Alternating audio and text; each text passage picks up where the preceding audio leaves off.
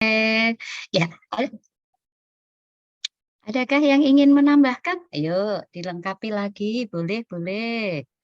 Siapa yang punya pendapat lain, yang berbeda sedikit boleh? Izin Mhm, menjawab, Ibu. Izin menjawab. siapa dulu nih? Yuk, Novita jadi? Ayo Jadi, Vi, Ibu, sila ya, oke Mbak Novita. sepengetahuan sepengetahuan saya, etika Mhm, yaitu ilmu yang mempelajari tentang tingkah laku seseorang di masyarakat, baik buruk atau baik. Kalau moral itu perbuatan tentang baik buruknya seseorang di masyarakat. Begitu, ya. Ibu. Oke ya, jadi ada bedanya ya. Semuanya tentang baik dan buruk gitu ya. Tetapi kalau tadi moral nanti hubungannya dengan beberapa kondisi ya. Oke. Baik, sekarang kita akan mulai satu persatu ya. Nah, ini adalah sebentar, kenapa dia di Nah, kita akan melihat etika. Nah, etika atau ethics itu intinya tadi, membedakan. Makanya kalau kita lihat timbangan, timbangan itu kalau sejajar, maka antara yang baik dengan yang buruk itu harus seimbang, gitu ya. Nah, ketika ada yang satu lebih tinggi daripada yang bawah, maka hasilnya tidak akan baik, gitu ya. Nah, etika ini adalah hal-hal yang berhubungan dengan kondisi baik dan buruk ya. Yang saat ini kita bahas adalah yang berhubungan dengan ilmu atau ilmu itu pengetahuan ya. Nah, ilmu atau pengetahuan yang ada ini adalah kita bagi menjadi tiga. Yang pertama, ilmu yang akan kita pelajari tentang kita mempelajari apa yang baik dan apa yang buruk berhubungan dengan apa? Berhubungan dengan hak dan kewajiban. Kalau kita lihat saat ini, kondisi masyarakat saat ini sedang banyak masalah gitu ya. Ternyata antara baik dan buruk setiap orang itu punya kadar berbeda. Belum lama ini viral ada eh, seorang yang pura-pura itu diserempet mobil gitu ya. Pura-pura ditabrak gitu ya, tabrak oleh mobil. Gitu. Padahal dia jalan pura-puranya pincang. Nah, itu viral juga. Karena dia merasa itu baik. Kenapa dia merasa baik? Ya, karena saat itu dia butuh uang. Dia sedang direhab untuk narkoba. Nah, ketika dia ada direhab, dia butuh obat karena mandiri. Nah, menurut dia, melakukan atau mencari uang itu hal yang baik. Sehingga dia pura-pura diserempet mobil. Apakah hal itu tidak membahayakan orang lain? Membahayakan sekali.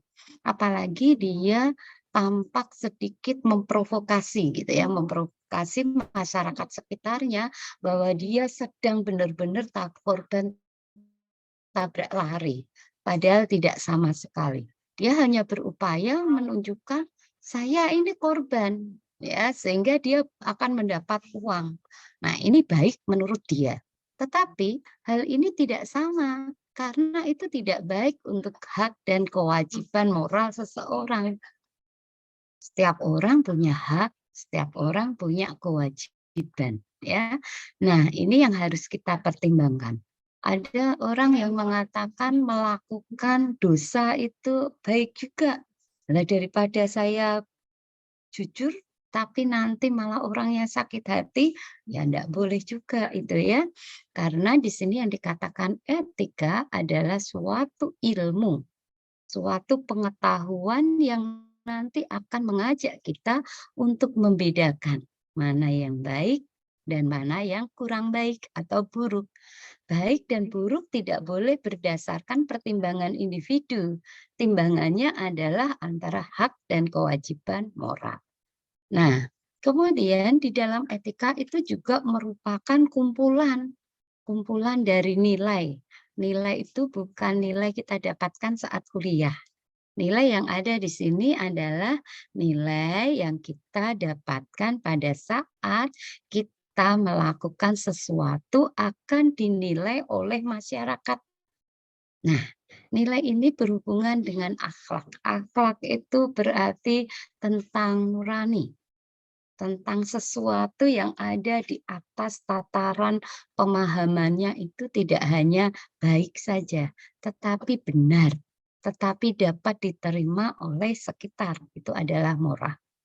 Yang ketiga, bahwa etika ini baik dan buruk itu sesuai dengan yang dianut oleh masyarakat.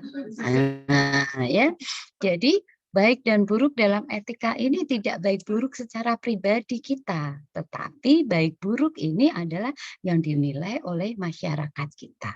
Ketika masyarakat menganggap bahwa apa yang kita lakukan baik, nah itu berarti kita sudah beretika.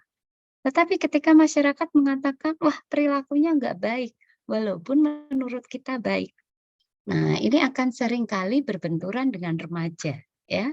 Remaja itu memiliki keinginan yang tidak selalu selaras dengan masyarakat. Kenapa? Memang secara psikologis remaja itu sedang fase perkembangan. Dia mencapai atau mencari citra diri. Siapa sih saya? Gitu ya. Nah, pada saat itulah seringkali dia menganggap bahwa apa yang dilakukan itu benar, tidak perlu dari masyarakat. Beberapa saat yang lalu pernah ada seorang selebritis yang sedang diwawancarai di acara Kick Andy. Dia sangat kontroversi gitu ya. Ketika ditanya, "Kenapa kamu lakukan itu?" "Ya nggak apa-apa, saya kan nggak merugikan orang lain, yang penting saya senang." Nah, ini tentu saja akan berbenturan dengan etika. Etika itu tidak benar dan salah menurut kita. Benar dan salah juga dalam tataran masyarakat, gitu ya. Nah, kalau hanya benar dan salah dalam satu golongan kecil, itu pun belum termasuk etika. Kalau etika yang ada di sini golongan adalah golongan secara masyarakat keseluruhan. Beberapa atau tadi pagi saya lihat di beberapa media membahas tentang bagaimana, tempat tempat untuk belajar dengan aliran agama gitu ya, ada yang disampaikan mereka tidak menggunakan model atau sesuai yang ada di aturan pemerintah, atau mereka tidak menggambarkan tentang bagaimana saling menghargai, saling menghormati, saling mencintai adanya perbedaan. Karena apa? Karena mereka anggapannya golongannya ya udah paling bagus, orang lain nggak peduli. Apalagi sekarang sudah mulai banyak kasus radikalisme, ya. Apakah mahasiswa tidak mungkin terkena? Sangat mungkin, ya. Jadi semua orang bisa saja masuk ke paham-paham yang tidak sesuai dengan etika, tidak sesuai dengan norma. Kenapa? Karena membedakan baik dan buruknya itu belum tepat. Baik dan buruknya hanya berdasarkan diri sendiri atau golongan yang sangat kecil. Sementara dikatakan etika itu kalau baik dan buruk itu dapat diterima dalam kelompok yang besar. Nah, ini adalah kondisi-kondisi yang penting, kondisi-kondisi yang perlu kita pahami. Oke, baik, kita akan lanjutkan ya. Jadi saya ulangi bahwa dikatakan etika yang akan kita pelajari adalah kita belajar tentang pengetahuan, tentang ilmu yang akan membuat kita lebih paham. Apa sih yang baik, apa sih yang buruk, sesuai dengan hak dan kewajiban tiap orang di dalam hidup bersama, di dalam keberbedaan. Gitu ya. Jadi di sini harus dilihat bahwa baik dan buruk itu ada nilai yang berhubungan dengan akhlak, dengan pemikiran, dengan moral gitu ya. Dan baik dan buruknya itu dianut oleh masyarakat secara umum, bukan golongan hanya yang kecil saja, tetapi secara umum gitu ya. Oke, kita akan lanjut lagi. Nah, banyak sekali macam-macam dari etika itu tersebut ya. Namun pada etika di sini kita akan lihat bahwa pada etika yang kita bahas di sini adalah etika yang berhubungan dengan etika umum ya. Kemudian etika yang ada secara khusus dan etika yang berbasis ilmiah.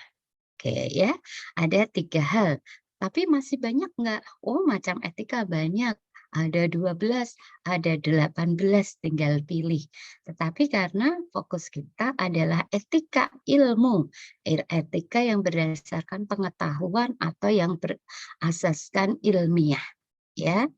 Oke. Nah, secara umum kalau kita lihat bahwa etika umum itu adalah semua etika yang ada di masyarakat. Ini merupakan pandangan atau tindakan manusia secara dasar. Di sini menjadi satu pegangan bahwa secara umum manusia harus memiliki etika yang baik, gitu ya.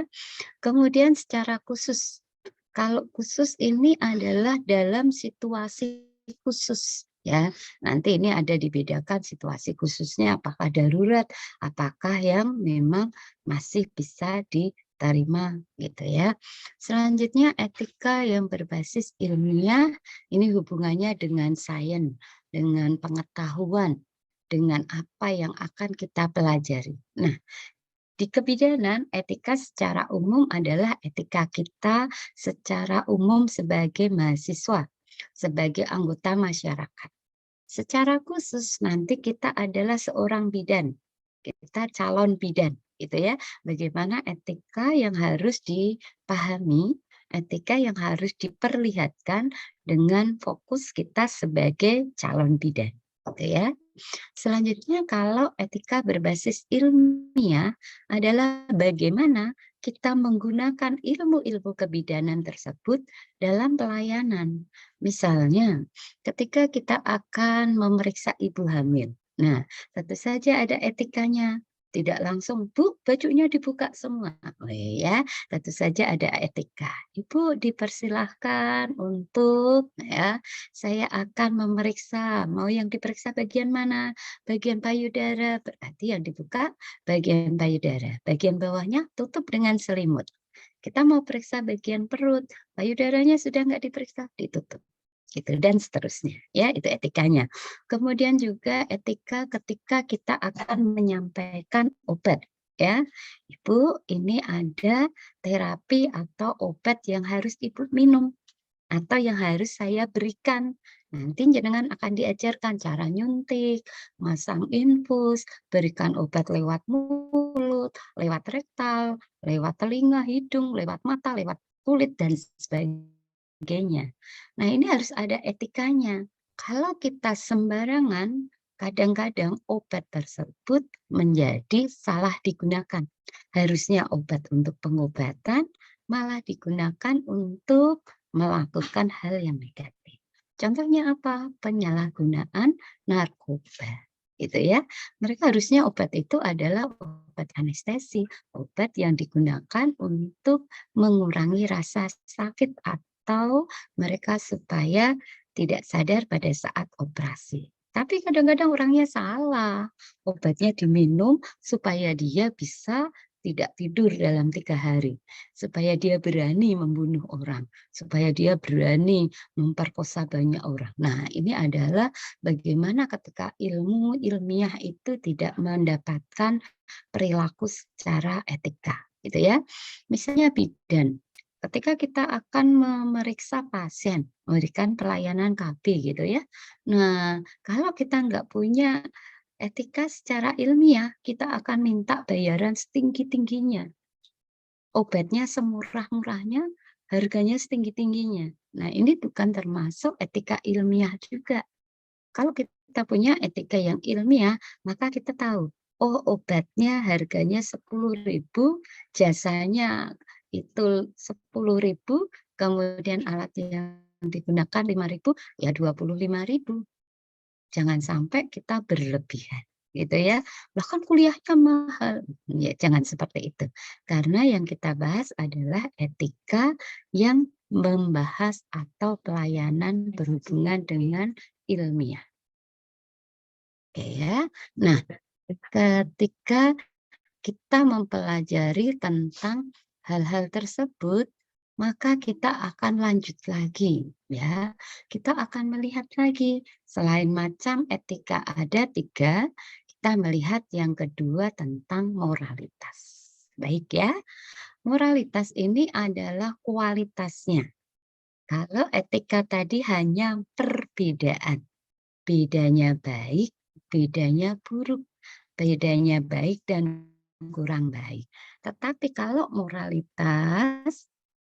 moralitas itu berarti, merupakan suatu kualitas perbuatan, ya, suatu kualitas perbuatan manusia, apakah perbuatannya baik dan buruk, dilihat dari kualitasnya.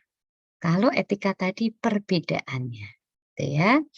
Nah, kemudian moralitas ini sifatnya juga khusus pada manusia. Makanya ada berperi kemanusiaan gitu ya. Berperi kehewanan itu beda lagi. Karena kalau hukum rimba, hukum yang ada di hewan itu berbeda. Hukum yang ada di rimba, hukum yang ada di hewan, siapa yang kuat dia yang berkuasa.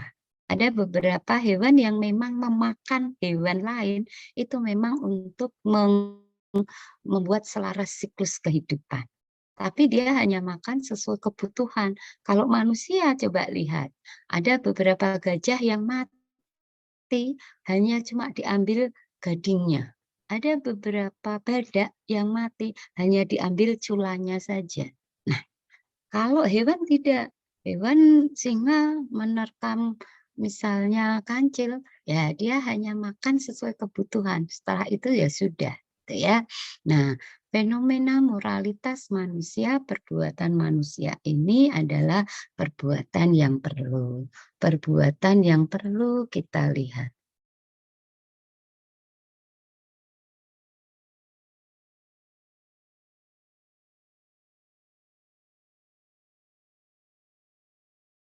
Oke, kita akan lanjut ya.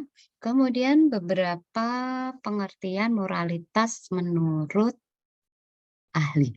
Nanti Anda bisa cari ya, moralitas menurut para ahli. Ini salah satunya menurut Kant ya, mengatakan bahwa moralitas itu adalah kesesuaian, sesuai antara sikap dan perbuatan di dalam norma hukum yang ada di batin kita.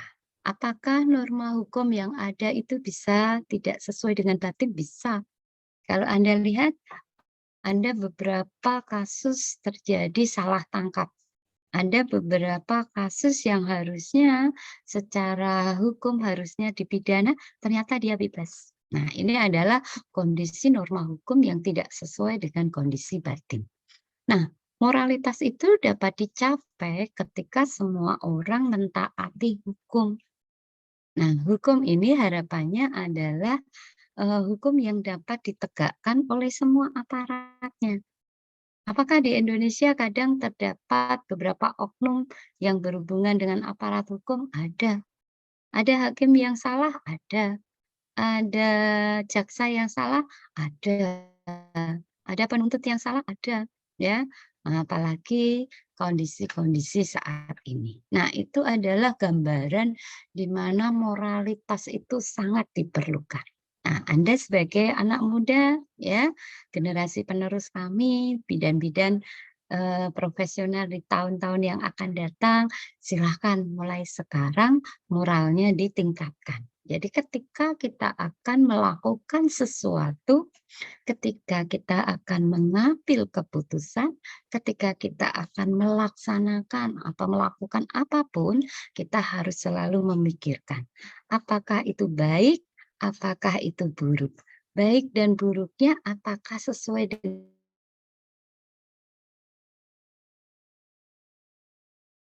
bisa diterima semua masyarakat, apakah sudah sesuai dengan hukum, ya.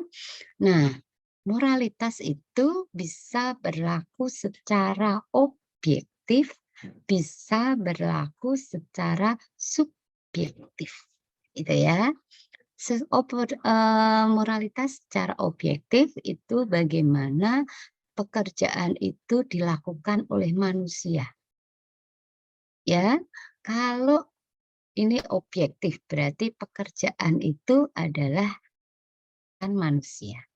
Kalau subjektif itu adalah bagaimana pekerjaan itu dipengaruhi oleh apa faktor-faktornya, gitu ya. Jadi moralitas itu hubungannya dengan faktor yang menyebabkan dia melakukan perbuatan. Tapi kalau moral objektif adalah perbuatan yang sudah dia lakukan, gitu ya. Nah, kemudian apa sih yang termasuk di moralitas subjektif? Moralitas subjektif faktor-faktornya antara lain faktor pendidikan. Semakin tinggi kita memiliki tingkat pendidikan, harapannya kita punya pemikiran yang lebih luas. Kita lebih tahu mana yang baik, mana yang buruk. Yang kedua adalah kemantapan emosi atau kematangan pribadi. Ya, tiap orang memiliki sifat, memiliki karakter, ya, memiliki keinginan untuk berkembang yang berbeda-beda. Ada beberapa orang yang dia masih muda, tetapi secara emosi dia sangat kuat. Dia sudah dewasa.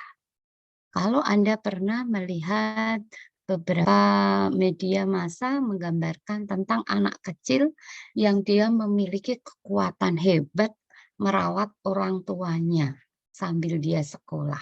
Ada itu. Dia masih muda, tetapi secara emosi dia sudah matang. Dia nggak bentak-bentak orang tuanya, walaupun dia harus merawat orang tuanya, mencari uang, dan dia harus sekolah.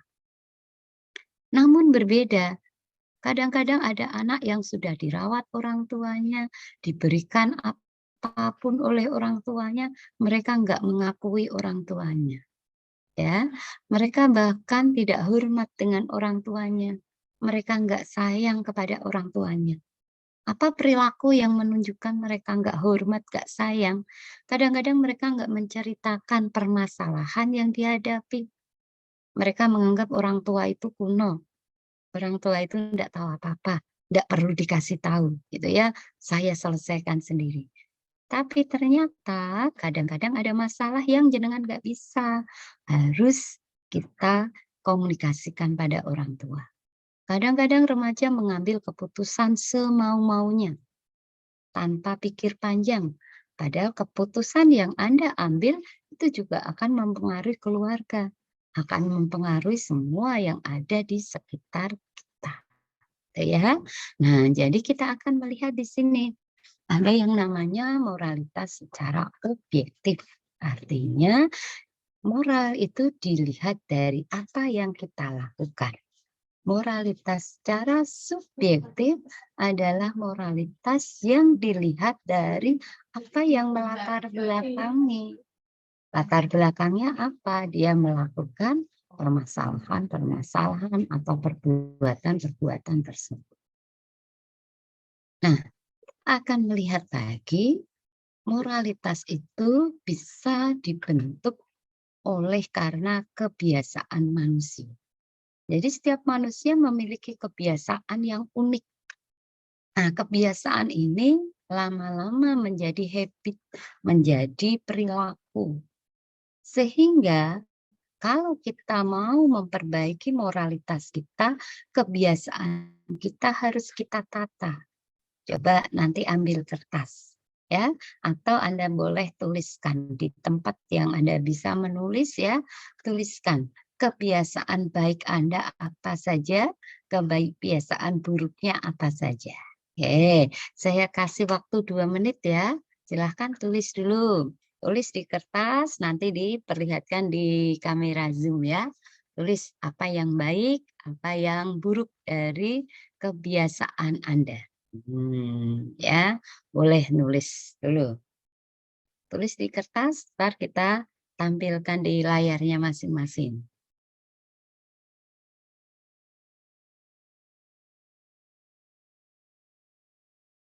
Ya, sambil menulis, ya nanti kita akan masuk ke etika deskriptif.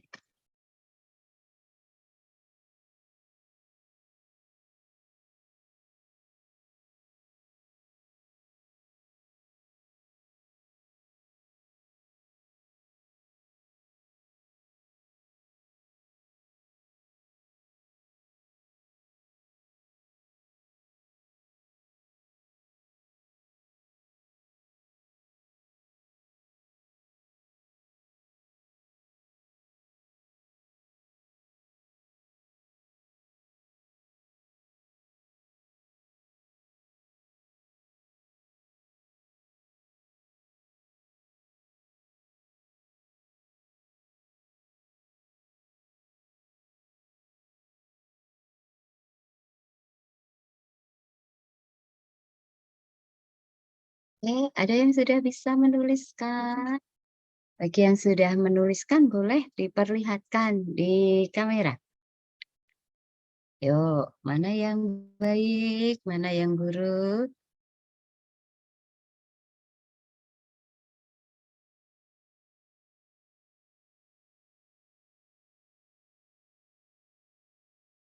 Ah, ya, oke, tuh Adelia sudah. Yuk, siapa lagi yang sudah? Sorry, sorry. Ini kok malah bablas ya. Hmm, Ya, boleh. Adelia mau dibacakan?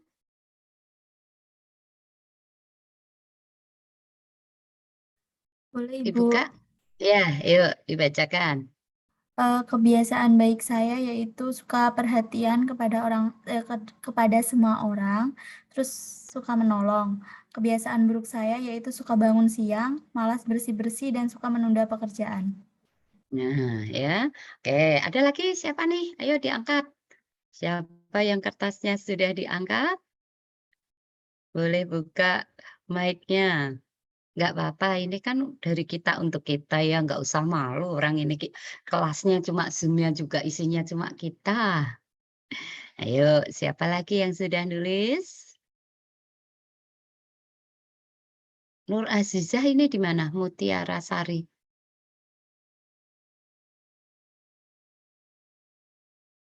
Afida sudah, Afida? Sudah, Ibu. Ya, yuk, oke dibacakan. Boleh. Sikap yang baik bersikap membantu orang lain yang membutuhkan. Yang buruk Mm-mm. pada mengerjakan tugas mepet deadline. Wista, kenapa ya senangnya pada mepet deadline ya?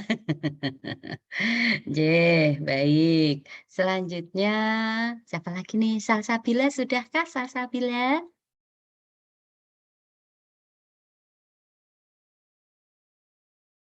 Halo, masih di mute sayang, Ya.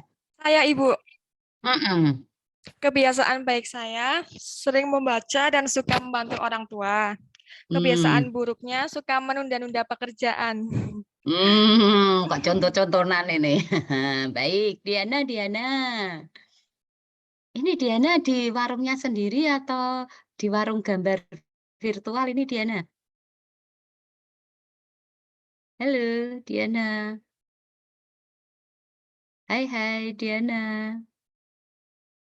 Iya, Mbak Diana. Iya, Bu. Nah, heeh.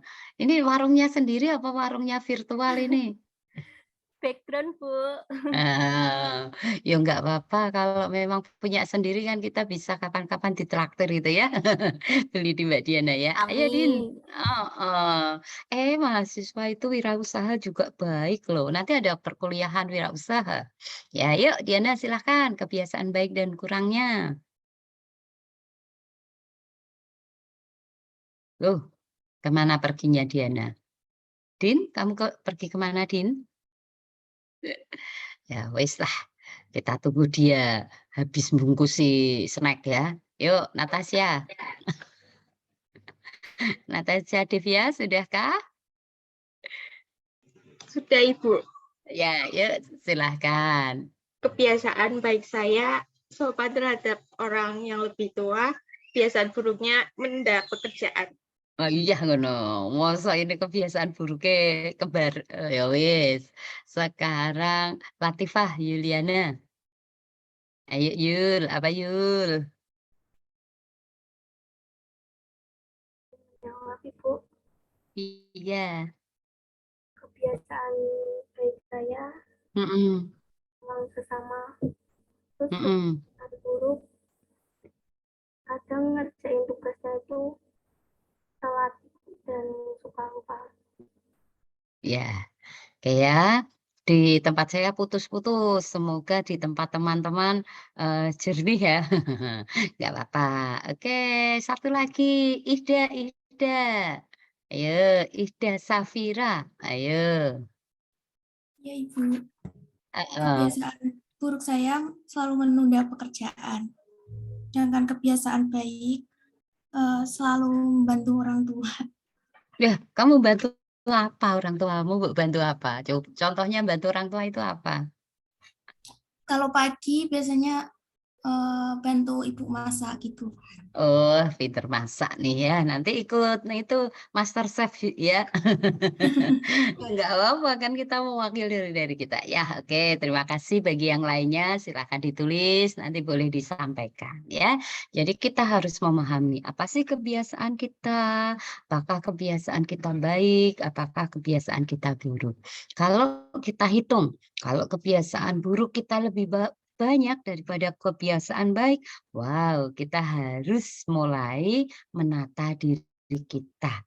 Kita mulai belajar. Nah, dari mana kita mau menata diri kita supaya kebiasaan kita dikatakan baik? Dikatakan baik yang pertama satu, tidak melanggar hukum. Wes paling enak itu nomor satu, misalnya naik motor. Ayo, siapa yang enggak punya SIM tapi naik motor sudah sampai kemana-mana? Atau enggak hobi pakai helm. Nah, itu sudah enggak sesuai dengan hukum. Ya, kalau naik motor ya harus sesuai dengan, semua keperluannya, ya. Kemudian cuci tangan sebelum, sesudah melakukan beberapa aktivitas. Itu juga nanti hubungannya dengan kebiasaan yang akan menjaga diri kita dan masyarakat sekitar berhubungan dengan protokol kesehatan. Nah, itu hubungannya dengan bagaimana kita bersama-sama melindungi negara kita dari COVID. Sekarang sudah masuk Omikron. Nah, baik kita masuk ke etika deskriptif. Tadi sudah moral subjek, moral objek ya, etika, etik, moral sudah. Sekarang kita masuk ke etika deskriptif. Apa sih yang dimaksudkan dengan etika deskriptif? Deskriptif itu artinya dideskripsikan, digambarkan, atau sesuatu yang bisa dilihat. Ya, kalau bisa dilihat ya nggak boleh abstrak, ya, bukan makhluk-makhluk yang halus gitu ya. Tetapi etika ini adalah etika yang harusnya bisa dilihat oleh semua orang. Apa yang mau dilihat?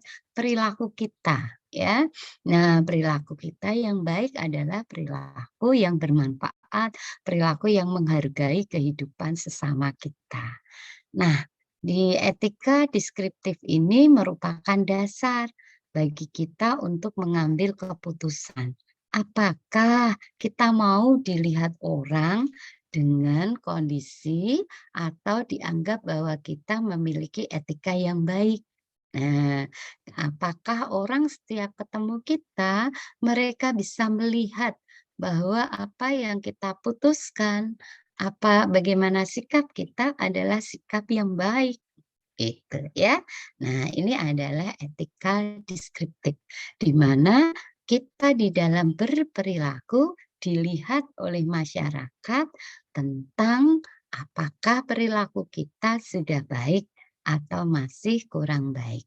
Ya, misalnya ketemu orang yang lebih tua ya, yang lebih muda, "Permisi Pak," nggak langsung aja lewat gitu ya. Nah, ini adalah contoh etika.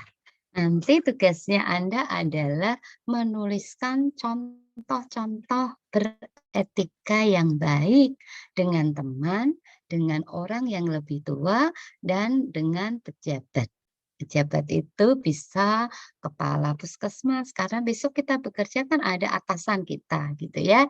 Jadi ada 3 ya, etika yang baik dengan teman, etika baik dengan orang tua atau keluarga, etika yang baik dengan atasan. Oke, ada 3 sudah ditulis ya, teman, orang tua atau keluarga, dengan pejabat atau atasan di tempat kita bekerja. Oke, etikanya bagaimana ditulis ya. Nah, nanti masukkan ke Healthy. Ada ketik aja, masukkan ke Healthy. Ya, sudah? Nah, etika deskriptif ini adalah kondisi yang bisa kita temui sehari-hari. Contohnya apa? Oh, ada istiadatnya. Ada adat yang mengatakan jangan makan dulu kalau orang tuanya belum datang, gitu ya, atau itu tradisi makan bersama. Oh, biasanya dipisahkan. Ini makanan yang untuk orang tuanya, ini untuk anak-anaknya, gitu ya. Adat istiadat yang lainnya adalah misalnya kalau sudah malam tidak boleh anak-anak wanita keluar lebih dari jam. Nah, kalau jam malam nggak boleh. Kenapa? Secara adat istiadat memang kita harus menjaga diri kita. Nggak boleh menerima tamu yang lain jenis masuk ke kamar. Nah, ya, kemudian beberapa kebiasaan yang sudah baik.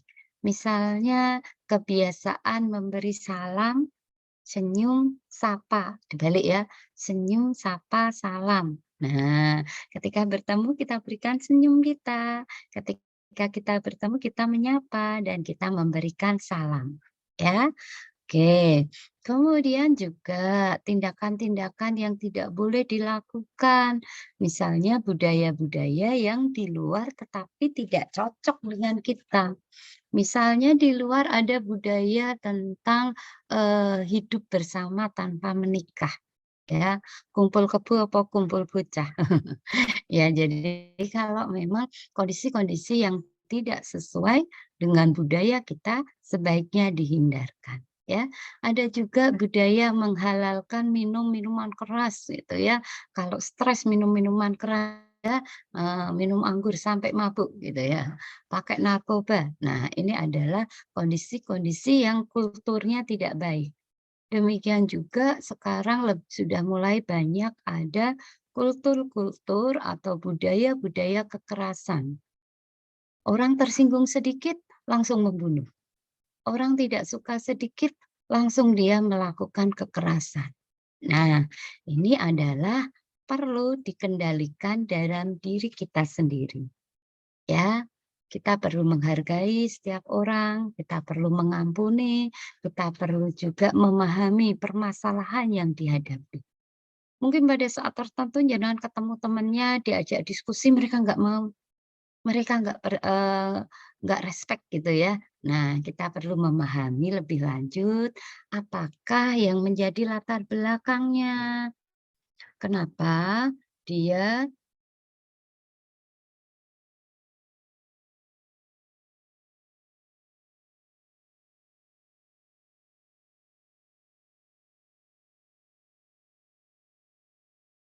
ya, apakah dia berbahaya? Apakah kondisinya memang dia kondisi yang sedang dalam hal yang sangat tertekan. Nah, kita harus mencoba memahaminya. Baik, kemudian etika deskriptif berbicara mengenai fakta, apa yang ada, gitu ya. Jadi faktanya apa? Oh, faktanya ternyata bahwa masyarakat Indonesia adalah masyarakat yang suka gotong royong. Contohnya apa? Contohnya membangun rumah gotong royong gitu ya. Ketika ada pandemi ada kalau di Jawa namanya jogotongo gitu ya. Kalau yang di luar Jawa nanti boleh bercerita gitu ya. Kemudian juga budaya yang ada di masyarakat kita adalah budaya yang suka menolong, suka bekerja sama, suka memberi. Sehingga kalau kita lihat ada permasalahan, ayo ada dibuka dompet peduli gitu ya, langsung masuk. Nah, hanya ketika kita ketemu dengan orang-orang yang tidak mempunyai etika, tidak mempunyai moral, mereka memanfaatkan kondisi-kondisi yang tidak penting ya, mengambil kondisi-kondisi itu untuk kepentingan diri sendiri. Ada yang namanya arisan online ternyata palsu. Ada bisnis online ternyata palsu. Tanam saham palsu juga, ya. Korek ternyata palsu juga. Asuransi palsu juga. Jual obat palsu juga. Jual kosmetik palsu juga. Wah, banyak ya.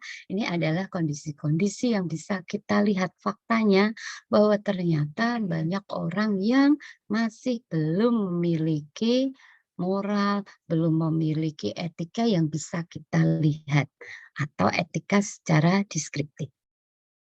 Oke. Kita masuk ke materi yang terakhir, ini adalah beberapa contoh ya. Yang pertama, etika deskriptif di saat kita berada daring. Nah, ketika kita daring itu ada sopan santunnya. Yang pertama misalnya ketika kita mengikuti seminar, kita mengikuti kegiatan yang resmi, diperdengarkan lagu Indonesia Raya. Ketika nggak daring kita harus berdiri tegap, nggak boleh bergerak-gerak, karena itu suatu penghargaan. Nah, ketika Zoom, kadang anak-anak, teman-teman, orang-orang tidak menghargai. Jadi ketika diperdengarkan lagu Indonesia Raya, ya kita harus duduk tegap. Kalau nggak mau berdiri di depan Zoom, jangan melakukan pekerjaan yang lain. Karena kita mau menghargai. Untuk merdeka, negara kita butuh waktu yang panjang. Untuk merdeka, bangsa kita butuh kondisi-kondisi yang memprihatinkan, harus bertaruh nyawa, harta benda, keluarga, ya.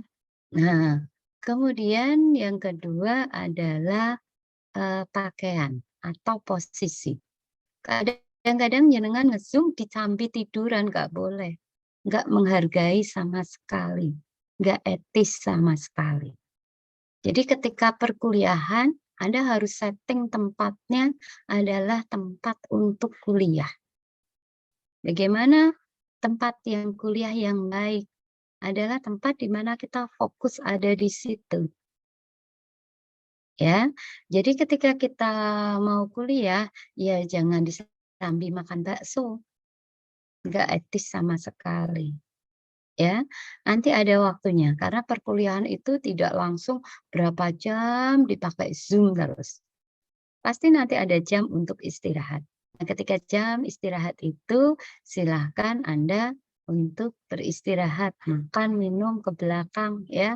Kalau mau ke kamar mandi, ke WC, ke belakang itu nggak perlu nulis di cat. Ya, silahkan Anda keluar sebentar, baru nanti Anda langsung masuk. Tetapi juga tidak boleh berlebihan. Masa ya kuliah ke kamar mandinya 2 jam, ya. Zoom-nya sudah selesai, mahasiswanya masih di Zoom. Ya, jadi ini adalah sopan santun di area publik. Nah, kemudian sopan santun yang lain adalah di media sosial. Ya, ketika kita di media sosial, silakan gunakan kalimat yang santun, yang menggambarkan kita. Boleh enggak bercanda? Boleh. Tetapi jangan sampai sara. Kita tidak boleh membuat orang lain merasa terhina. Karena sekarang ada undang-undang ITE. Ya, ITE itu dia akan melihat rekaman tulisan kita. Kalau sedang marah jangan buat status. Kalau sedang tidak baik hatinya jangan buat status yang akhirnya akan terekam. Orang akan melihat siapa kita, bagaimana kualitas kita di media sosial. Demikian juga gambar-gambar. Hindari gambar-gambar yang tidak bermanfaat. Hindari gambar-gambar yang menimbulkan permasalahan. Tetapi kalau yang akan kita posting itu akan memotivasi orang untuk bangkit, untuk maju, untuk lebih sehat, boleh. Kalau bermanfaat, boleh. Itu ya. Kemudian juga di area publik, harapannya adalah kita berbicara secara santun. Sampaikan hal-hal yang penting saja, yang tidak penting nanti di beda tempat. Gitu ya. Jadi kita harus bisa membedakan mana yang resmi, mana yang tidak resmi. Kemudian kita harus berpikir secara rasional. Rasional itu berarti pikirannya secara tenang, hatinya tenang, kepalanya dingin, dan yang kita lakukan itu masuk akal. Jangan sampai malah terbalik. Ya, demikian juga di dalam mengambil keputusan. Jangan bertindak sebelum berpikir. Jangan berucap sebelum berpikir. Ya, coba kita rasakan Kalau orang mendengar apa yang kita katakan, orang merasakan apa yang kita lakukan, bagaimana perasaan mereka? Ya, nah ini perlu kita tanamkan di hati kita. Memang pembelajaran kita tentang etika, tentang moral. Jadi yang kita bahas adalah bagaimana yang baik-baik saja. Kita tidak terlalu membahas yang tidak baik, karena yang tidak baik sudah banyak. Tetapi bagaimana kita menjadi yang baik di antara yang terbaik, gitu ya. Kemudian kita harus berpikir secara kritis dalam menentukan tujuan, terutama di dalam sekolah, di dalam kuliah. Ya, ketika kita kuliah, kita harus kritis. Oh, ini adalah jadwal kuliah. Apa yang harus saya lakukan? Oh, ini saatnya mengerjakan tugas. Apa yang harus saya lakukan? Oh, tujuan saya adalah kuliah. Boleh melakukan yang lain, boleh, tetapi fokus kuliah harus nomor 1. Jangan sampai terbalik-balik, ya. Wah, kemarin saya nggak ngerjakan tugas, sekarang nggak ngerjakan lagi, ya jangan. Kalau kita sudah tahu, kita itu seringkali menunda waktu, menunda pekerjaan, disadari. Mulai sekarang dibuat catatannya. Saya harus kerjakan A, B, C, D tanggal berapa, ya. Jadi ada jadwal mengerjakan tugas. Karena ketika mepet, kita tidak akan bisa sempat koreksi. Ya, oke, seperti itu ya. Tentu saja contoh etika deskriptif itu masih banyak sekali, gitu ya. Kemudian kita akan melihat hal-hal yang perlu kita lakukan di dalam kehidupan kita. Silahkan nanti Anda tulis ya, apa sih etika-etika yang sebaiknya Anda lakukan tadi dengan keluarga kita, ya, dengan teman kita, dengan atasan kalau nanti kita sudah bekerja. Oke, sampai di sini materi saya. Nanti Anda punya tugas untuk role play, ya. Role play itu artinya membuat drama situasi. Apakah ada yang sudah buat? Adakah kelompok yang sudah membuatnya? Hmm? Halo? Halo? Sepertinya belum, Ibu. Nah, kenapa belum? Padahal di kontrak kuliah kan sudah kita tuliskan, ya. Baik, kalau belum, sekarang waktunya untuk membuat role play. Role play itu adalah membuat skenario cerita, ya. Skenario cerita tentang kehidupan kita sehari-hari. Silahkan baca kontraknya, ya, kemudian dibuat, ya. Anda buat rekaman, nah silahkan rekamannya tergantung kreativitas jenengan, ya. Nanti jam 3 sore, berarti rekaman harus sudah mulai dikerjakan, ya. Kita lihat progresnya. Anda harus laporan ke kami, paling tidak skenarionya bagaimana, settingnya tempat seperti apa, ya. Oke, nanti bermain karakter, boleh ada yang mencontohkan etika yang buruk, ya, etika yang kurang baik, tetapi endingnya harus bagaimana solusinya, bagaimana perilaku yang buruk itu menjadi yang baik. Oke, sudah ada gambarannya? Ya. Oke, silahkan kalau ada yang ingin bertanya, dipersilahkan.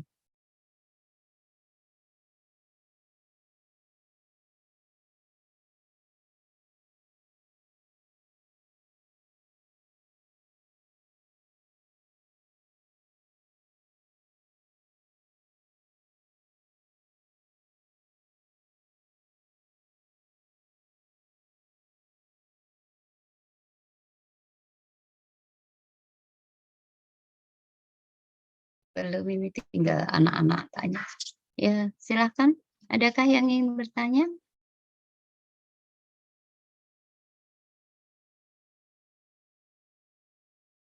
Yuk, ada yang ingin bertanya? Sudah?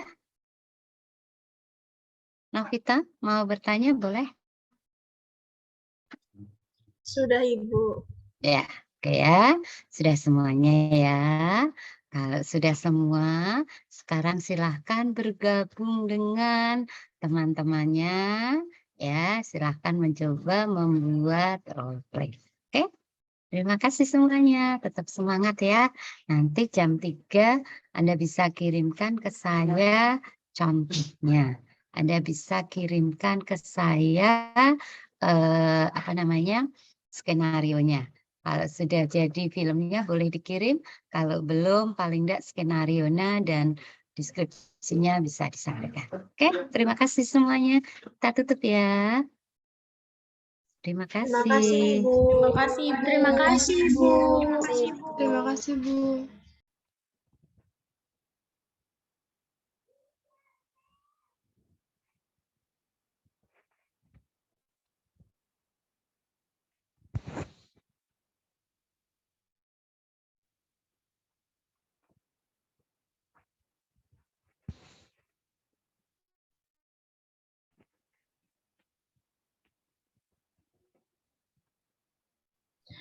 Iya.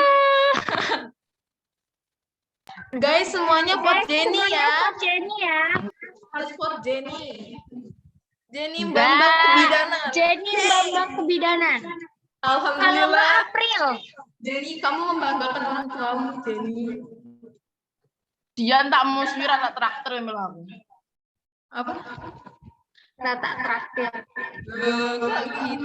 Loh, kan bukan nenek misalnya jadi Mbak baru traktir ngono loh. Syukuran. Musuhan dah urusan. Syukuran jadi Mbak kebidanan Kendal. Senggol nih, Bos.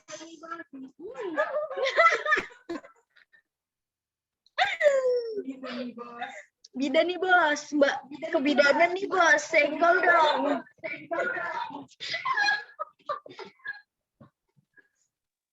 Semuanya harus vote Jenny. Semuanya pokoknya. harus buat Jenny pokoknya ya. Katanya Jenny kalau Jenny dari Mbak kebidanan mau dikasih all you can eat. Iya, katanya mau itu. Diajak traveling ke Taiwan. Katanya mau itu apa? Itu loh.